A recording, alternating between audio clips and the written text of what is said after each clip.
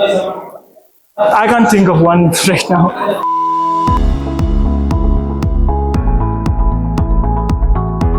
Okay, so my name is Dewas Chhetri, and I'm a student in Medhavi Skills University pursuing MBA, and I'm from Chettri, Sikkim.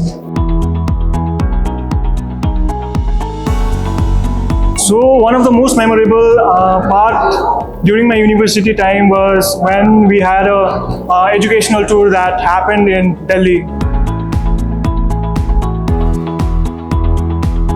So beyond just a degree, I gained experience, skills, and a good mindset. So my class 12 self would be proud of me. Yeah. Brilliant.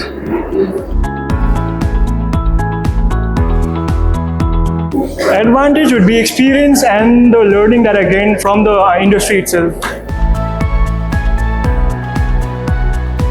Okay, the advice would be if you're looking for skills, experience, and then if you want to develop yourself personally, then Medhavi is the right place for you.